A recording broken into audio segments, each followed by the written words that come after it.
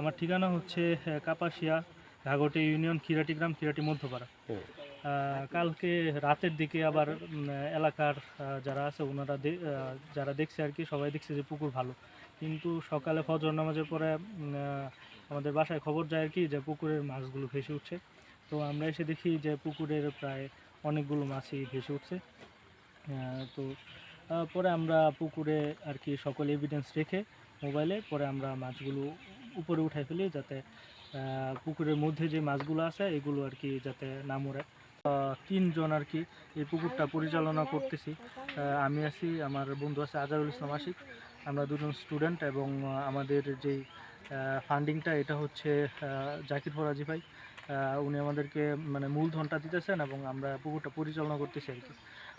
4.5 লাখ টাকার মতন খরচ হয়েছে, কিন্তু মানে মাছ তো কিছু আছে পুকুরে, ওই হিসেবে আমরা প্রায় ভাবতেছি যে 2.5 লাখ থেকে 3 লাখ টাকার মতন আমাদের আমরা ক্ষতির সম্মুখীন হয়েছি।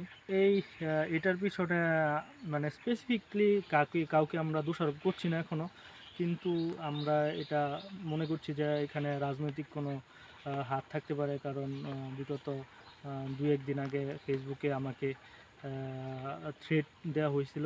এই যে আইডি থেকে থ্রেট দেওয়া হয়েছিল, আইডিটার নাম ছিল মেবি সত্যের সন্ধানে এমন কিছু একটা, এবং আর কি কুৎসিত ভাষায় গালাগালি করা হয়েছে। গালাগালির কারণটা ছিল যে কতদিন আগে? বিগত পরশুদিন বা পরশুদিনের আগের দিন আর কি, আমি দেখতে পাইছি পরশুদিন, কিন্তু মেসেজটা একদিন আগে আসতে পারে।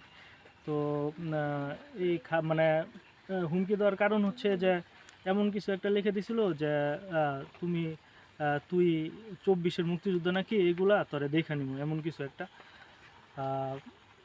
এটাই আর কি আমরা সন্দেহ করছি যে ওই ওই ওই দিক থেকে এমন কিছু একটা হতে পারে যে পুকুরে বিষ প্রয়োগ করা হয়েছে। কিছু গ্রাস কাপ ছিল 20-30টার মতন, এবং তেলাপিয়া অনেকটা, তেলাপিয়া সব ছিল, আবার কিছু আর কি ওই মাটির নিচে যেই মাছগুলো আছে ওইগুলো প্রায় 50টার মতন ছিল আর কি। কম ছিল সংখ্যায়, কিন্তু অধিকাংশ প্রায় 14,000-এর মতন তেলাপিয়া ছিল এটাই। আর এমনি যে অন্য অন্য প্রাণী নামার সুযোগ নেই, কারণ তো অক্সিজেন অভাবে মারা যাওয়ার কোনো ইয়ে নাই। আর বিষ প্রয়োগ করা হয়েছে এটা আমরা অনেকাংশে নিশ্চিত হয়েছি যে আমরা 3-4টা মাছ উঠাইয়া তারপর ওইগুলার আর কি পেট কাটছি। তো মরা যে মাছগুলা পাইছি ওইগুলার নাড়ি ভুড়ি এমনিতেই আর কি ইয়ে হয়ে গেছে, পচে গেছে এমন। আবার যে জীবিত যে হালকা জীবিত যে মাছগুলো আমরা উঠাইছি ওইগুলারও নাড়ি ভুড়ি আর কি একদম কি বলে পচে যাওয়ার মতন যে অবস্থা এমন হয়েছে আর কি। তো ওই ক্ষেত্রে আমরা সন্দেহ করছি যে এটা বিষ প্রয়োগের মাধ্যমে হতে পারে।